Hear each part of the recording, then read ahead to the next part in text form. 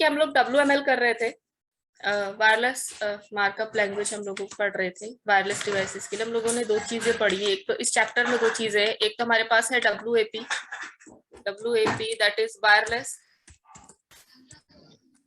Application protocol. हाँ जी बोलिए। अरे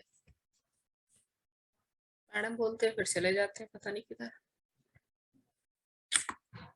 तो वायरलेस एप्लीकेशन प्रोटोकॉल WAP का फुल फॉर्म है, और उसके बाद है WML वायरलेस मार्कअप लैंग्वेज।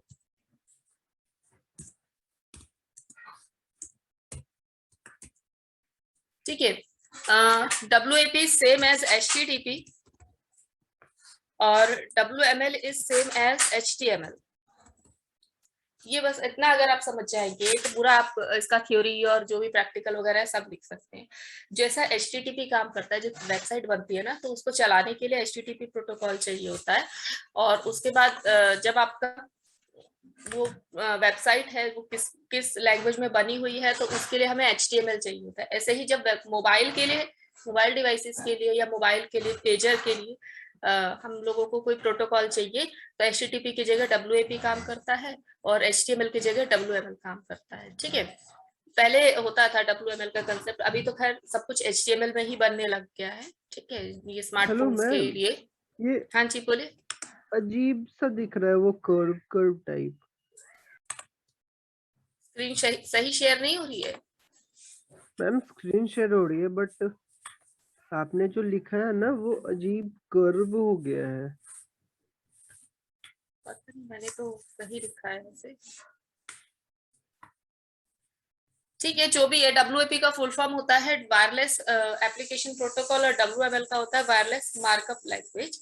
ठीक है, वायरलेस का मतलब हो गया वायरलेस डिवाइसेस जो पहले यूज हुआ करती थी, मतलब जैसे पेजर हो गया, पेजर टेक्स्ट मैसेज वगैरह के लिए यूज होता था, और मोबाइल फोन तो कॉलिंग के लिए यूज होता था। तो उसमें भी अगर हमें कुछ इमेजेस वगैरह या किसी को मैसेज वगैरह सेंड करना है या इमेजेस वगैरह देखनी है या वहां से इंटरनेट एक्सेस करना है तो वहां पर WML यूज होता था। ठीक है, यही हम लोग कर रहे थे। WAP तो हम लोग ऑलरेडी डन कर चुके थे लास्ट क्लास, है ना। तो हम लोग WML कर रहे हैं। WML में भी बता दिया मैंने कि कोडिंग कैसे की जाती है। इसमें डेक एंड कार्ड का कंसेप्ट होता है। एक पेज के अंदर आप बहुत सारे कार्ड बना सकते हैं।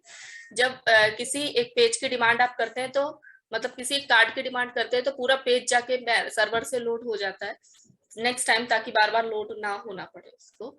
ठीक है, और उसमें जैसे HTML में टैग होते हैं ऐसे ही WML में भी टैग होते हैं। ठीक है, तो ये टैग्स की लिस्ट भी बना रखी थी। एलिमेंट का मतलब होता है टैग, एलिमेंट का मतलब होता है टैग, ठीक है ना। तो जैसे उसमें टैग हुआ करते थे ऐसे इसमें टैग होते हैं। जैसे WML टैग हो गया, उसको जैसे वहां पर HTML टैग होता था, ऐसे कार्ड टैग हो गया जैसे वहां बॉडी टैग हुआ करता था। ठीक है, और उसके बाद है आपका BR टैग हो गया।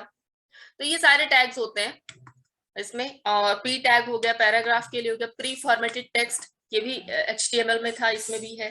तो जो HTML में टैग पढ़े थे हमने वही इसमें भी पढ़ रहे हैं। हमारा टॉपिक आज स्टार्ट करना था WML टेबल। ठीक है, तो ये स्टार्ट करते हैं। पहले इसमें अभिषेक नहीं आए हैं अभी तक।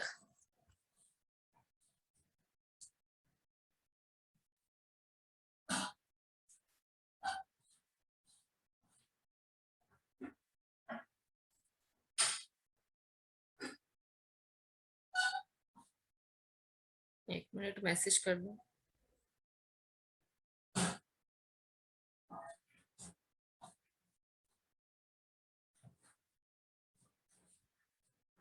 तो स्टार्ट करते हैं WML टेबल। जैसे HTML में टेबल बनाते थे इसी WML में भी टेबल बनाते हैं। ठीक है, इसके अंदर टेबल टैग होता है जैसे HTML में हुआ करता था। इसके अंदर भी टेबल टैग होता है, इसके अंदर भी TR टैग होता है। ठीक है, और उसके बाद TD टैग होता है। तो जैसे HTML में हम लोग क्रिएट करते थे ऐसे ही क्रिएट करते थे। टेबल टैग बनाया, उसके अंदर TR यानी टेबल रो, और उसके अंदर TD का मतलब हो गया टेबल डेटा।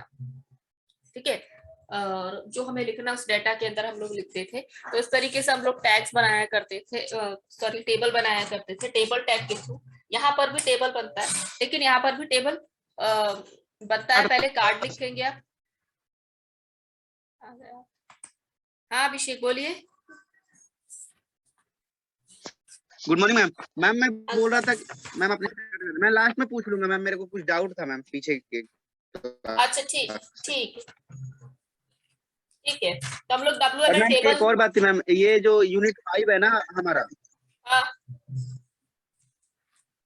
आगे बोलो। मैम वो जो आपने भेजा है वो खुल नहीं रहा मैम, वो ओपन नहीं हो रहा।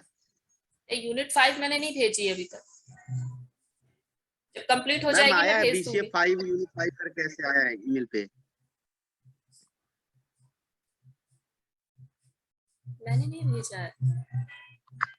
ठीक है कोई नहीं, मैं चेक कर लूंगी। वैसे मैंने WML अभी जब खत्म हो जाएगा तो मैं पूरी यूनिट फिर से भेजूंगी, ठीक है। इसके लिए नहीं भेजा था मैंने, बट देख लूंगी मैं, अगर कुछ होगा उसमें दोबारा भेज दूंगी, ठीक है। चलिए, तो WML टेबल आज का टॉपिक था हमारा, वही कर रहे हैं। जब WML हेलो टेबल यानी WML में भी टेबल वैसे ही बनती है। हाँ बोलो बोलो अभिषेक।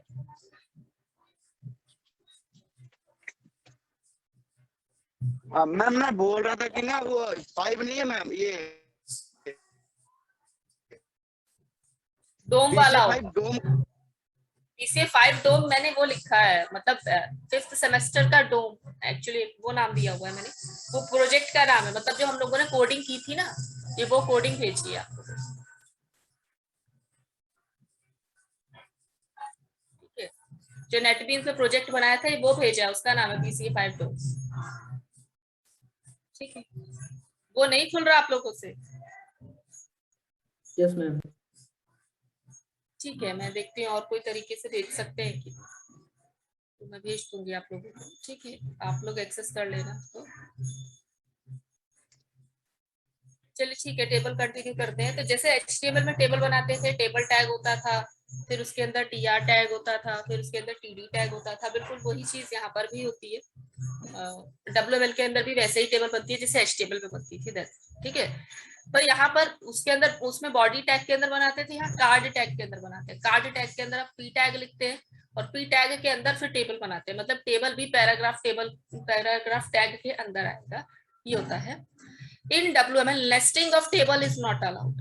नेस्टिंग ऑफ टेबल का मतलब है टेबल के अंदर टेबल हम नहीं बना सकते हैं। HTML में हम बना सकते हैं, एक टेबल बनी हुई है, उसके अंदर अगर आपको दोबारा से टेबल बनानी हो, मतलब ऐसे टेबल बन गई आपकी, ये आपकी एक टेबल बनी हुई है।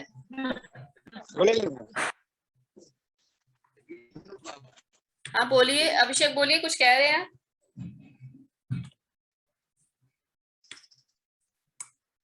ठीक है, देखिए तो ये टेबल बनी हुई है ऐसे।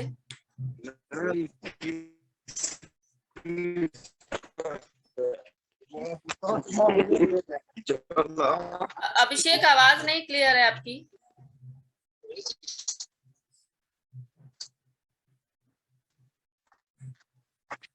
पता नहीं, तो ये टेबल बन HTML में क्या, हम इस टेबल, जैसे एक पार्ट है, एक सेल बना हुआ है, PD बना हुआ है, इसके अंदर अगेन हम टेबल बना सकते हैं HTML के अंदर ऐसे, ठीक है। हालांकि बनाते नहीं है क्योंकि इसका कोई लॉजिक नहीं था क्यों बनाएंगे हम ऐसा, बट ऐसा बना सकते हैं HTML में, लेकिन WML में ये पॉसिबल नहीं है। तो वो लिखा हुआ है नेस्टिंग ऑफ टेबल, यानी टेबल के अंदर टेबल हम नहीं बना सकते हैं, ठीक है। ये रहा इन WML nesting of table is not allowed, मतलब टेबल के अंदर टेबल हम नहीं बना सकते, नॉर्मल हम टेबल बना सकते हैं। इट शुड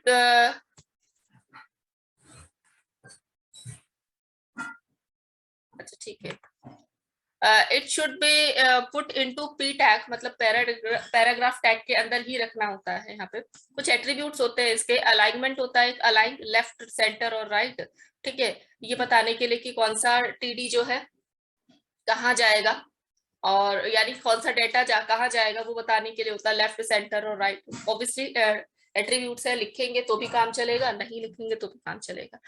कॉलम्स बताने पड़ते हैं, यहाँ पर स्पेसिफाई द कॉलम नंबर, कितने कॉलम्स आप बनाने चाह रहे हैं टेबल में, ये वो बताता है, ठीक है। तो एक टेबल का प्रोग्राम देख लेते हैं, ठीक है। पेज नंबर 9 है।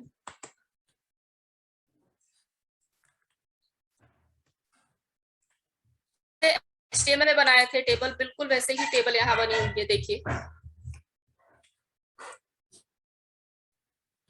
तो पहले WML, ऑब्वियसली इसके ऊपर एक XML वाली लाइन आएगी, वो तो लिखनी ही है, वो तो मस्ट है। उसके बाद यहाँ पर WML है, फिर कार्ड है, फिर p टैग है, फिर टेबल हमने बताया, टेबल में हमने कॉलम्स बता दिए कि 3 कॉलम्स हम बनाएंगे, ठीक है। नहीं लिखते ये कॉलम्स एंड अलाइन, ये दोनों एट्रीब्यूट्स है, नहीं लिखते हैं तब भी ठीक है, लिख रहे हैं तब भी ठीक है। तो इसको यहीं बंद कर देंगे ऐसे, ठीक है, अगर आप नहीं लिखना चाहो। फिर उसके अंदर TR यानी कि एक रो बनना शुरू हो जाएगा, और उसके अंदर TD एक यानी कि टेबल डाटा। टेबल डाटा में क्या लिखा हुआ आ जाएगा, hello1।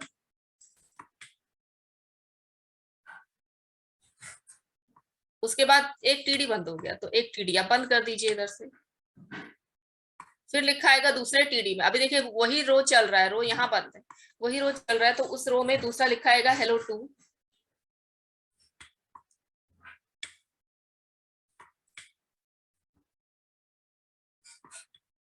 उसी रो में, ठीक है। फिर ये TD बंद हो जाएगा, ये वाला hello2 बंद हो जाएगा। उसके बाद फिर लिखा आएगा hello3 उसी TR के अंदर, यानी उसी रो के अंदर अगेन यहाँ पर लिखा आएगा hello3, ऐसे hello3 लिखा है, और ये अब ये बंद हो गया TR। फिर नीचे दूसरा TD स्टार्ट हुआ, सॉरी दूसरा TR स्टार्ट हुआ है, और दूसरे TR में अब लिखा है वेलकम, तो यही इसके नीचे वेलकम 1 लिखा हुआ आएगा ऐसे। फिर ये बंद हो जाएगा, मतलब ऑब्वियसली बराबर ही बंद होंगे, ठीक है। फिर दूसरा वेलकम 2, यहाँ पर वेलकम 2 लिखा हुआ आएगा, फिर ऐसे ही वेलकम 3। तो ऐसे बनती है, ऐसे ही आपकी HTML में भी टेबल बनती है, ऐसे ही यहाँ पर WML में भी टेबल बनती है, ठीक है। फिर जितनी चीजें स्टार्ट की थी वो बंद कर दी, पहले टेबल स्टार्ट हुआ था वो बंद हुआ है, फिर p टैग स्टार्ट हुआ था वो बंद हुआ है, और फिर कार्ड स्टार्ट हुआ था, देखिए वो बंद हुआ है। एट द एंड यहाँ पर WML। तो टेबल बनाना उतना ईजी है जितना HTML में था, वही सेम तरीका यहाँ पर भी लगाया है, ठीक है। डाउट है तो पूछिए इसमें। टेबल ऐसे बनाई जाती है, अगर HTML में टेबल बनाना याद है आपको, तो आप वही चीज WML में भी लिख सकते हैं, ठीक है।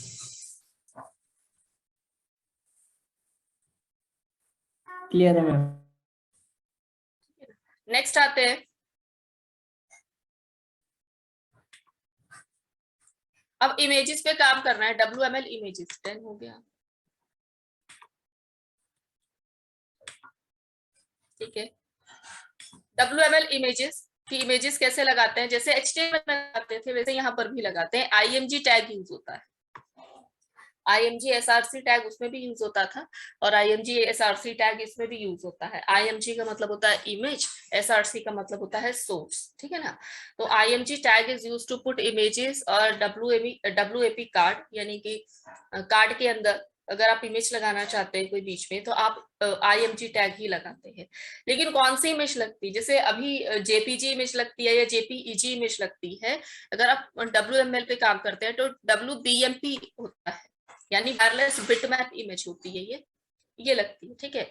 WP enabled wireless devices only support .WBMP यानी वायरलेस बिटमैप इमेज फॉर्मेट, खाली यही फॉर्मेट को वो करता है और एक्सेप्ट करता है, और ये फॉर्मेट होता है वो ब्लैक एंड व्हाइट पिक्सल वाली जो इमेजेस बना करती थी, ठीक है, उसके थ्रू ये काम करता है। एक छोटी सी कोडिंग लिख रखी है, WML है, कार्ड है, p टैग, ये इमेज टैग भी p टैग के अंदर लगेगा, फिर इमेज टैग लगाया और उसको बंद कर दिया, बस यही बंद हो जाएगा। कार्ड बंद होगा, इमेज टैग बंद होगा, सॉरी p टैग बंद होगा, कार्ड बंद होगा, और फिर WML, ठीक है।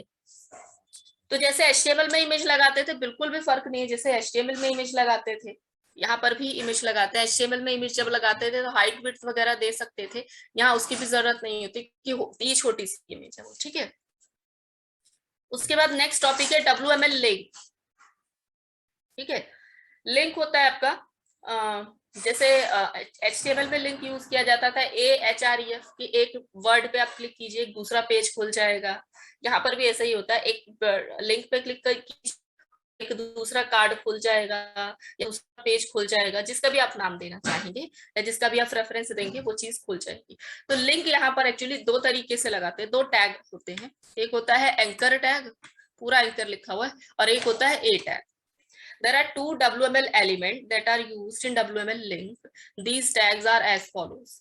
एक होता है एंकर टैग और एक होता है ए टैग। आपका मतलब जो हम HTML में यूज करते थे वही टैग यहाँ पर भी यूज होता है। तो आते हैं एक एक करके।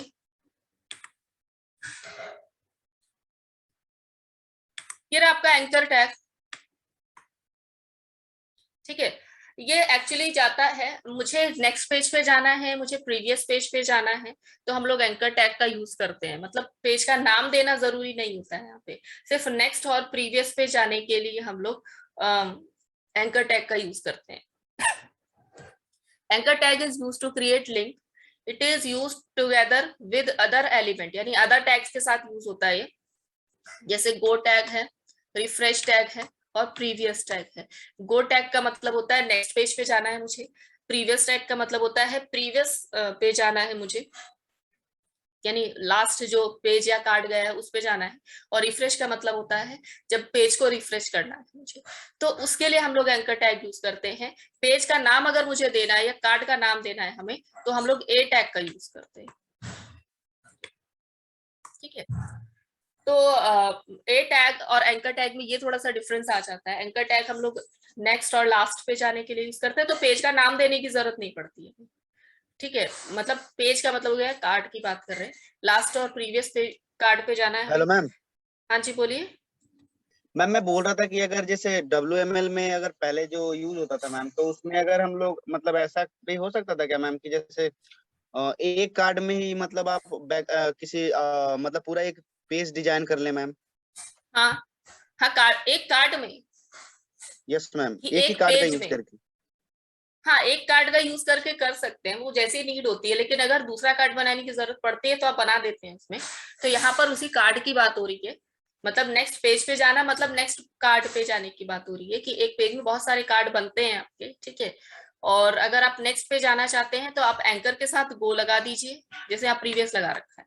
ऐसे ही अगर आपको प्रीवियस पे जाना है तो एंकर के साथ प्रीवियस लगा दीजिए, तो आगे और पीछे के कार्ड में वो जाता है। वो हिस्ट्री स्टैक एक तरीके से होता है। हिस्ट्री स्टैक का मतलब होता है जहाँ सारे कार्ड स्टोर होते हैं एक पर्टिकुलर पेज के या पर्टिकुलर टैग की, तो उसी में से वो लास्ट पे जाता है और प्रीवियस पे जाता है, वो सॉरी लास्ट पे जाता है और नेक्स्ट पे जाता है। ये एंकर टैग करता है। यहाँ हमें नाम देने की जरूरत नहीं पड़ती कि किस पेज पे मुझे जाना है। और मान लीजिए अगर मुझे किसी पर्टिकुलर पेज या पर्टिकुलर कार्ड पे जाना है, उसका नाम मुझे देना पड़ेगा, तो हम लोग ए टैग के अंदर देते हैं, ठीक है। ये फर्क है, देखिए लिखा हुआ anchor tag is used to create link, it is use together with other element, यानी अदर टैग्स के साथ यूज होता है। ये टैग को हम बोलते हैं टास्क एलिमेंट। वो नेक्स्ट टॉपिक हमारा होगा, टास्क क्या होता है वो पढ़ेंगे हम लोग। These element are called task element that tells WAP browser what to do when user select an anchor link, कि ये बताता है ब्राउजर को कि क्या करना है जब यूजर ने एक एंकर लिंक को सेलेक्ट किया, क्या प्रीवियस पे जाना है या लास्ट पे जाना, नेक्स्ट पे जाना है, बताता है, ठीक है। प्रोग्राम भी लिखा हुआ है देखिए, WML, फिर कार्ड, फिर एक पी टैग लिखे हैं, फिर एंकर टैग लिखे हैं हम, फिर यहाँ प्रीवियस लिखते हैं, तो प्रीवियस पे अपने आप पहुंच जाएंगे। एंड देन फिर पी टैग बंद किए हैं, सॉरी एंकर टैग बंद किया। प्रीवियस बंद नहीं होता, वो ऑलरेडी बंद, मतलब स्टार्ट और बंद एक ही में होता है, प्रीवियस, गो और रिफ्रेश। उसके बाद पी टैग फिर बंद किए हैं, फिर उसके बाद कार्ड बंद किए हैं और फिर डब्ल्यू। तो इस तरीके से क्रिएट होता है, यूज होता है आपका एंकर टैग। नेक्स्ट है ए टैग। ये ए टैग वही टैग है जो हम लोग HTML में भी पढ़े, लिंक बनाने के लिए हम लोग क्लिक लिख देते थे, क्लिक पे क्लिक करते हैं और फिर कंट्रोल जिस भी पेज पे हम ले जाना चाहें वहां चला जाता है। Always a preferred way to create a link, ठीक है। मतलब यहाँ अगर मैं नेक्स्ट पेज का भी लिंक दे दूं तो ये नेक्स्ट पे चला जाएगा, प्रीवियस का लिंक दे दूं, मतलब हमें नाम देना पड़ेगा, लिंक देना पड़ेगा हमें एक तरीके से, तो वो आगे पीछे जाएगा। तो ये होता है आपका लिंक का कंसेप्ट, ठीक है। ये वाला लिंक तो वही है जो HTML में हम लोग पढ़े थे। ये थोड़ा सा नया है, ये नेक्स्ट और प्रीवियस पे जाता है, और ये जो है किसी भी पेज पे जा सकता है,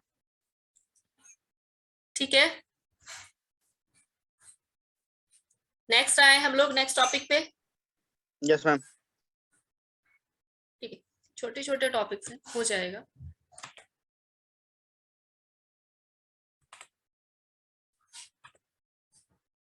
ठीक है, WML टास्क ये पूछा जाता है भी एग्जाम पे। ये इंपॉर्टेंट हो जाता है WML टास्क का टॉपिक, क्योंकि WML में इमेज कैसे लगाते हैं, WML में टेबल कैसे बनाते हैं या लिंक कैसे लगाते हैं, वो ऑलरेडी HTML जैसा ही है सब कुछ। टास्क का कोई कंसेप्ट नहीं होता है HTML में, टास्क एक नई चीज है WML के लिए, ठीक है ना, ये HTML में नहीं होता, इसलिए थोड़ा सा क्वेश्चन इसी में से निकाल लेते हैं लोग। टास्क का मतलब होता है कि ब्राउजर को बता देता है कि अब करना है क्या, मतलब नेक्स्ट पेज पे जाना है या लास्ट पेज पे जाना है। WML task is an element that specifies an action to be performed by the browser rather than something to be displayed। को तो कुछ डिस्प्ले नहीं कराता है, जैसे इमेज टैग है कुछ डिस्प्ले करा रहा है, टेबल टैग कुछ डिस्प्ले करा रहा है, या पी टैग के अंदर आप कुछ लिख दे कुछ डिस्प्ले हो जा रहा है, ये सिर्फ बताता है कि ये करना है ऐसा। तो वो कुछ टैग्स होते हैं आपके, 3 तरीके के टैग, एक होता है गो टैग, एक होता है प्रीवियस टैग और एक होता है रिफ्रेश टैग। तो कुछ लिख कर नहीं दिखाता, ये काम करता है सिर्फ।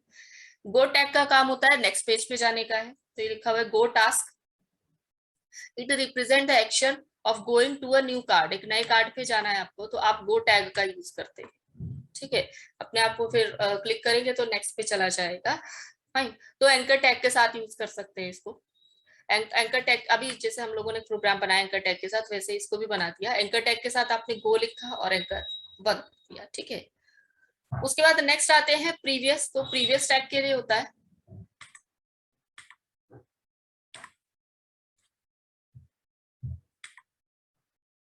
प्रीवियस होता है मतलब पिछले पेज पे जाने के लिए, पिछले कार्ड पे जाने के लिए, ये उसको बोलते हैं प्रीवियस। तो ये भी एंकर टैग के साथ ही हम यूज करेंगे, ठीक है ना। उसके बाद पढ़ते हैं इसमें, it represent the action of returning to the previously visited card on the history stack. History stack का मतलब होता है एक स्टैक बना हुआ होता है, ये वही स्टैक है जो आप डीएस में ऑलरेडी डन पढ़ चुके हैं ना। तो स्टैक में सारे के सारे कार्ड रखे हुए हैं आपके, ओके, इस तरीके से सारे कार्ड ऐसे रखे हुए हैं आपके। आप मान लीजिए इस वाले कार्ड पे हैं, तो आप प्रीवियस अगर क्लिक करेंगे तो वो इसमें चला जाएगा, ठीक है, वो लिखा हुआ है। When this action is performed, the top entry is removed from the history stack and the card is displayed again। तो ये वाला कार्ड डिस्प्ले कर दिया जाएगा, ठीक है। तो ये होता है भाई प्रीवियस टैग का काम या प्रीवियस टास्क का काम। तो गो का प्रीवियस का रिफ्रेश का काम ही होता है कि कुछ डिस्प्ले नहीं करेगा, माने कुछ दिखाएगा नहीं, सिर्फ ब्राउजर को बताएगा कि अच्छा ये काम करना है आपको, ठीक है। उसके बाद आता है रिफ्रेश, तो रीसेट करने के लिए, रिफ्रेश करने के लिए यूज होता है। और दूसरा काम होता है इसका वेरिएबल में वैल्यू अगर डालनी है आपको तो आप रिफ्रेश का यूज करते हैं। This is most often use to perform some sort of reset action. तो रीसेट या पेज को रीलोड करने का काम करता है। This task performs the variable assignment specified by its setVar element। एक setVar करके टैग होता है, यानी वेरिएबल को सेट करने के लिए एक टैग होता है, उसके थ्रू हम लोग इस पे काम कर सकते हैं। मतलब रिफ्रेश लगाइए, setVar लगाइए और एक वेरिएबल का वैल्यू सेट हो जाएगा। जब पेज लोड होगा तो एक वेरिएबल के अंदर वो वैल्यू चली जाएगी जो आप देंगे, and then redisplace the current card with the new values, ठीक है। तो रिफ्रेश इस तरीके से काम करता है। ये रहा, ये रिफ्रेश को का एग्जांपल लिखा हुआ है, देखिए रिफ्रेश लिखा, setVar लिखा और नेम और वैल्यू। नेम हो गया यहाँ पर एक्स नाम से, वेरिएबल बन जाएगा। कोई डेटा टाइप वगैरह का कंसेप्ट नहीं है इसमें, आप जो वैल्यू देंगे उसके हिसाब से सेट कर लेगा कि अच्छा कैसी वैल्यू गई है इसके अंदर। फिर यहाँ आपने 100 डाल दिया तो ये 100 आपका इंटीजर अगर हो जाएगा, मतलब यहाँ पे डबल कोट्स में डाला हमने तो ये तो स्ट्रिंग बन के जाएगा, बिना कोट्स के डालते तो ये इंटीजर बन के जाता है। तो वेरिएबल और वैल्यू ऐसे देते हैं। नेम का मतलब हो गया वेरिएबल का नाम, और वैल्यू हो गया उसके अंदर डली हुई वैल्यू। तो जब पेज रिफ्रेश होगा तो एक्स के अंदर 100 जा चुका होगा। ये होता है भाई आपका वेरिएबल को सेट करने का तरीका। और अगर वेरिएबल नहीं सेट करना है आपको, सिर्फ रिफ्रेश लगा दीजिए, पेज रीलोड हो जाएगा, यानी नए डाटा के साथ पेज दोबारा से रीडिस्प्ले होगा या रीलोड होगा। वो काम भी आपका रिफ्रेश ही करता है, ठीक है। तो ये था भाई आपका WML टास्क पूछा जाता है एग्जाम में। नेक्स्ट आते हैं WML इनपुट, कि इनपुट किस किस तरीके से ले सकते हैं, ठीक है। जैसे HTML में लेते थे फॉर्म के अंदर, वैसे ही यहाँ पर भी ले सकते हैं। ठीक है, तो 2-3 तरीके दे रखे हैं यहाँ पर भी इनपुट लेने की। सबसे पहले तो सेलेक्ट टैग, ये वही सेलेक्ट टैग है जो ड्रॉप डाउन लिस्ट तैयार करता है। मतलब इस तरीके से हम लोग लिखते नहीं, सेलेक्ट सिटी, और फिर यहाँ पर ऐसे एक एंगुलर कुछ बना हुआ आता है एरो सा, उस पर क्लिक करते हैं, लिस्ट खुल जाती है। यहाँ पर ऐसे समथिंग लिखा हुआ आता है, वही आपका ये सेलेक्ट टैग के थ्रू होता है, ड्रॉप डाउन लिस्ट इसको बोलते हैं। यही चीज HTML में भी यूज होता था और यही चीज यहाँ पर भी यूज होता है। It is used to define selection list, आप इसमें से कुछ भी सेलेक्ट कर सकते हैं। Mainly used with option tag, option tag के साथ ये यूज होता है, ठीक है, और ऑप्शन टैग के साथ HTML में भी यूज होता था। तो आपने सेलेक्ट लिस्ट लिखा, सेलेक्ट लिखा, उसके बाद ऑप्शन लिखा और A लिख दिया, मतलब लिस्ट में A लिखा हुआ है और B लिखा हुआ है, तो A और B दोनों लिखा हुआ है यहाँ पे। ये आपका ऑप्शन के थ्रू होता है, जितने ऑप्शंस आप लगाना चाहें आप लगा सकते हैं, ठीक है। आ गया समझ में? HTML में जैसे सेलेक्ट किए थे ना, बिल्कुल वैसे ही सेलेक्ट इसमें भी होता है। उसके बाद है इनपुट टैग। इनपुट टैग तो हमें पता ही है, हम लोग पहले भी पढ़ चुके हैं। इनपुट टाइप टेक्स्ट लिखते थे, नहीं वही चीज है यहाँ पर। It is used to create input field and used to obtain alpha numeric data. Input type text लिख दिए, एक बॉक्स बना हुआ आ जाएगा जिसमें आप यूजर जो है अपना अल्फा न्यूमेरिक डाटा उसमें डाल सकता है, ठीक है। मतलब अपना नाम हो गया, पासवर्ड हो गया, नहीं पासवर्ड के लिए तो पासवर्ड लिखना पड़ेगा, ठीक है। तो ये सारी चीजें होती हैं इसमें। और अल्फा अगर टेक्स्ट लिखते हैं तो उसमें अल्फा न्यूमेरिक डाटा यानी नंबर भी डाल रहे हैं, सिंबल भी डाल रहे हैं आप, और अल्फाबेट्स भी डाल रहे हैं, सब कुछ डाल सकते हैं। तो इनपुट लेने का एक दूसरा तरीका ये होता है भाई, सेलेक्ट के थ्रू भी हम इनपुट ले रहे हैं और इनपुट के थ्रू भी हम इनपुट ले रहे हैं। एक बॉक्स बना हुआ आ जाएगा, जैसे टेक्स्ट बॉक्स जिसको बोलते हैं, ठीक है ना, ऐसे टेक्स्ट बॉक्स बना हुआ आ जाएगा और उसके अंदर यूजर कुछ भी लिखना चाहे लिख सकते हैं, ठीक है। नेक्स्ट आते हैं, नेक्स्ट है वही सेटवेयर। अभी हम लोगों ने देखा कि वेरिएबल सेट कर सकते हैं, ठीक है, तो ये भी इनपुट लेने का तरीका है। इनपुट दिया जा रहा है इसमें, it specifies a variable to be set in the current browser. Variable में वैल्यू सेट कर देगा, तो सेटवेयर के थ्रू काम करता है। और सेटवेयर आपका रिफ्रेश के साथ काम करता है, वो हम लोग ऑलरेडी पढ़ चुके हैं। फिर इसके बाद ये है फील्ड सेट। फील्ड सेट और लेजेंड करके हम लोग ऑलरेडी पढ़े थे एक बार, है ना। यहाँ पर लेजेंड नहीं है, टाइटल वर्ड यूज होता है। तो ये क्या करेगा ना, ये इस तरीके से एक बाउंड्री बना देगा। मतलब आप लिखेंगे नेम, आपने जैसे नेम लिखा, यूजर नेम, फिर आपने सम जैसे जेंडर लिख दिया आपने पर्सनल इंफॉर्मेशन के लिए। फिर इतनी दूर क्या करेगा, ऊपर लिखेगा पर्सनल इंफॉर्मेशन और इस तरीके से इसका बॉक्स बना देगा। यहाँ लिख देगा, ये मैंने पर्सनल इंफॉर्मेशन लिखा है ना, ऐसे पर्सनल इंफॉर्मेशन,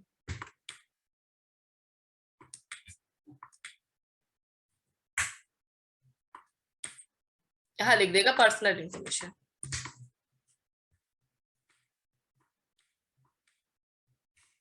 ठीक है ऐसे। तो ये होता है भाई आपका फील्ड सेट का काम। It is used to group various input fields और सेलेक्टेबल लिस्ट, ठीक है। बहुत सारे इनपुट फील्ड्स को ये एक साथ ग्रुप कर देता है एक ही ग्रुप में, तो देखने में थोड़ा सा पेज अच्छा दिखाई देता है आपका, वो फील्ड सेट काम करता है। नेक्स्ट है आपका ऑप्ट ग्रुप। ये ऑप्ट ग्रुप एक्चुअली ऑप्शन के साथ ही यूज होता है, आपके कोर्स में अलग से दे रखा है। ऑप्ट ग्रुप सेलेक्ट के साथ यूज होता है और ऑप्शन के साथ यूज होता है, ठीक है।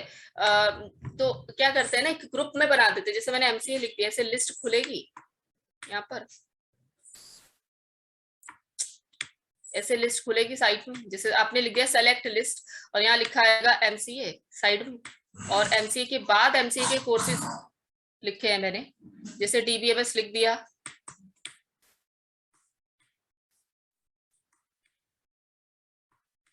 और C++ जैसे C उसमें HTML में होता था, बिल्कुल वैसे ही ऑप्ट ग्रुप यहाँ पर भी काम करेगा, यानी ऑप्शन का ग्रुप बना देगा, ठीक है। तो वही चीज यहाँ पर भी होती है। ये होता है भाई आपका सारा इनपुट लेने का तरीका, ठीक है। Yes ma'am. ये होता है इनपुट लेने का तरीका। हालांकि ऑप्ट ग्रुप और फील्ड सेट कोई इनपुट लेने का तरीका नहीं है, सिर्फ वो है एक लुक अच्छा दिखा देगा, ठीक है, आपके कोर्स में अलग अलग दे रखा है आपके टॉपिक पे, इसलिए अलग अलग लिखा है मैंने भी यहाँ पे। लेकिन ऑप्टो ग्रुप एक्चुअली यूज होता है उसके साथ सेलेक्ट के साथ, जो फर्स्ट नंबर पे हम लोग पढ़े थे, और फील्ड सेट यूज होता है वो इनपुट फील्ड जब हम बनाते हैं उसके साथ यूज होता है। पता नहीं अलग अलग दे रखा है, ठीक है। नेक्स्ट आते हैं, नेक्स्ट दो छोटे छोटे टॉपिक्स और बचे हुए हैं, एक ये है और लास्ट, यहाँ खत्म हो जाएगा पेज। हाँ ठीक है, नेक्स्ट है WML इवेंट। ठीक है, ऑब्वियसली प्रोग्रामिंग नहीं दे रखी है, इवेंट हैंडलिंग है ये एक्चुअली, वही इवेंट हैंडलिंग जो अभी हम लोग जावास्क्रिप्ट में पढ़े थे, है ना। तो वही चीज यहाँ पर भी है। इवेंट हैंडलिंग का मतलब होता है जब आप कोई एक्शन करें तो आपको एक क्विक रिस्पॉन्स मिलता है, जैसे बटन पे क्लिक किया तो बटन ने जो काम करना था वो कर दिया। लास्ट हम लोगों ने बहुत सारे इवेंट हैंडलिंग जावास्क्रिप्ट में पढ़े थे, है ना, कि बटन पे क्लिक कर रहे हैं तो हेलो लिखा हुआ आ रहा है, बॉडी में अगर हम लोगों ने ऑन लोड लिख दिया तो कंट्रोल मतलब पेज जो है पहले से ही कलर होके आ रहा है उसमें। फिर उसके बाद और क्या किया था हमने कि एक वेलकम लिखा था, उसके कलर चेंज हो रहे थे, तो ये इवेंट हैंडलिंग का लॉजिक था, और ये इवेंट हैंडलिंग जावास्क्रिप्ट में पड़ी थी। तो इवेंट हैंडलिंग जहां आप वेबसाइट बनाएंगे, जहां भी वेबसाइट बनाने का सेंस आया वहां इवेंट हैंडलिंग हो जाती है। जावा में भी इवेंट हैंडलिंग होती है, हम लोग एक्शन लिस्टर, एक्शन इवेंट के थ्रू हम लोग पढ़े थे इवेंट हैंडलिंग। फिर जावास्क्रिप्ट में भी पढ़े हम लोग, और WML में भी इवेंट हैंडलिंग होती है। ठीक है, events are used to make WAP applications dynamic बनाता है। रनिंग टाइम पे क्या लॉजिक परफॉर्म कर रहा है उसको हम लोग डायनेमिक बोलते हैं, तो वो WML इवेंट्स के थ्रू होता है। यहाँ 4 टाइप के इवेंट हैंडलर्स होते हैं, ये रहे। एक होता है ऑन एंटर बैकवर्ड, जैसे वहां पर था ना on click, on load, on change, on focus, ऐसे यहाँ 4 तरीके के होते हैं। On enter backward, on enter forward, on pick और ऑन टाइमर। ठीक है, लिखते हैं ऐसे, सिंटेक्स ऐसे है यहाँ पर। On time sorry on event लिखते हैं, और ऑन इवेंट में टाइप लिख दिया, टाइप मान लीजिए मैंने ऑन पिक लिख दिया यहाँ पर, और फिर उसके बाद इसके अंदर कोडिंग करते चले गए हम लोग। ठीक है, टाइमर वाला दे रखा है प्रोग्राम आगे, टाइमर का अलग से टॉपिक दे रखा है। तो ऑन एंटर बैकवर्ड की बात कर लेते हैं। जब बैक की प्रेस करेंगे तो क्या काम होना चाहिए हमारा, वो होता है on enter backward, this event occurs when user presses the back key on a letter card and arrives back at this card. ठीक है, आप एक्चुअली जिस कार्ड पे हैं उस पे अगर आप बैक की को प्रेस करेंगे तो क्या क्या होना चाहिए, बैक की प्रेस करते हुए उसका कलर चेंज करना है आपको, ब्लैक था व्हाइट करना है, या और कुछ चेंज करना है, फॉन्ट का थोड़ा सा स्टाइल वगैरह चेंज करना है, फिर वो बैक में चला जाएगा। तो ये ऑन एंटर बैकवर्ड का काम होता है। ठीक है, फिर ऑन एंटर फॉरवर्ड, यही जब नेक्स्ट पेज पे जाना है मुझे या नेक्स्ट कार्ड पे जाना है, this event occurs when user hits a card by normal forward navigational means. मतलब नेक्स्ट पेज पे, जैसे नेक्स्ट पे जा रहे हैं हम लोग, तो ऑन एंटर फॉरवर्ड वहां पर काम कर सकता है आपका, कोई लॉजिक लगाना चाहते हैं। ऑन पिक, जब आप ड्रॉप डाउन लिस्ट से या सिलेक्शन लिस्ट से कोई चीज सेलेक्ट करते हैं या डी सेलेक्ट करते हैं, मान लीजिए मैंने वहां से सेलेक्ट सिटी से दिल्ली सेलेक्ट कर दिया, तो एकदम से पॉपअप मेन्यू खुलना चाहिए कि यू सेलेक्टेड दिल्ली, ऐसा कुछ लिखा आना चाहिए, तो वो ऑन पिक से होता है। This event occurs when an item of selection list is selected और डीसेलेक्टेड। जब आप लिस्ट को सेलेक्ट करते हैं तो ऑन पिक वाले कंसेप्ट पे आप काम करते हैं। और फिर है ऑन टाइमर, ऑन टाइमर का तो दे रखा है नेक्स्ट टॉपिक ऑन टाइमर का। ये ऑन टाइमर एक्चुअली अलार्म की तरह काम करता है। ठीक है, it is used to trigger an event after given time period. एक टाइम आप देते हैं, उतने सेकंड के बाद आप कुछ जैसे वेलकम लिखना चाहते हैं, कोई नया पेज खोलना चाहते हैं, या किसी को हैप्पी बर्थडे मैसेज दिखाना चाहते हैं, या कुछ अपने लिए अलार्म सेट करना चाहते हैं, तो वो ऑन टाइमर से होता है। ठीक है, और ये सारे के सारे इवेंट हैंडलिंग हम लगाते हैं कहाँ पर है, ऑन इवेंट के अंदर। ऑन इवेंट टैग होता है, उसके अंदर टाइप लिखिए और यहाँ लिख दीजिए जो भी आपको लिखना है। लाइक मुझे ऑन एंटर बैकवर्ड लिखना है तो मैं यहाँ लिख दूंगी, फिर ऑन इवेंट हम लोग लास्ट में बंद करके और अपना लॉजिक वहां लगा देंगे। ठीक है, ये होता है। तो नेक्स्ट आते हैं,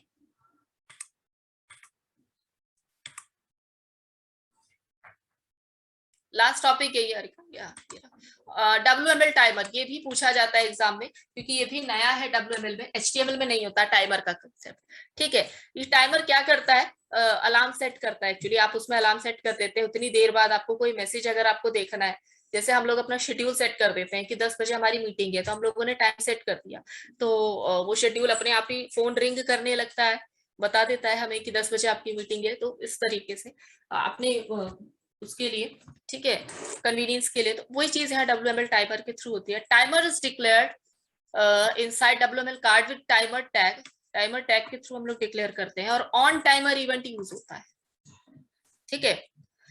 event is triggered when a cards timer count down from 1 to 0, मतलब आपने जैसे 10 लिख दिया यहाँ पे, तो 10, 9, 8, 7 ऐसे अप टू 1, फिर 0 पे जैसे हिट किया आपका काम कर जाएगा, ठीक है। और which means that it doesn't occur if the timer is initialised time out of 0, ठीक है। ऑब्वियसली 0 सेट करेंगे तो कुछ नहीं होगा, तो आपको एक नंबर सेट करना होता है और उसके बाद ये काम कर सकता है। ये रहा WML का कंसेप्ट, मतलब टाइमर का प्रोग्राम लिखा हुआ है। कार्ड ऑन इवेंट टाइप लिख दिया मैंने ऑन टाइमर, मैंने लिखा है कि वेलकम टैग चलना चाहिए, यहाँ गो नहीं आएगा, यहाँ ए आना चाहिए, ठीक है। यहाँ एक ए आप लगा दीजिए, ए टैग मतलब HREF वाला टैग लगा दिया हमने कि वेलकम हैश वेलकम लिखा है। हैश वेलकम का मतलब है कि वेलकम आईडी चलनी चाहिए। अगर हैश वेलकम नहीं लिखती, सिर्फ वेलकम लिखती, तो वेलकम वाले पेज पे जाता या कार्ड पे जाता, ठीक है, पेज पे जाना चाहिए था। मैं इसी पेज पे और वेलकम कार्ड पे जाना चाहती हूँ, तो मैंने वेलकम लिख दिया, ठीक है, यहाँ पर। तो ये रहा, देखिए वेलकम, ये रहा, ये चीज प्रिंट हो जाएगी। और टाइमर का वैल्यू मैंने दे रखा है 50, या 50 का मतलब होता है 5 सेकेंड,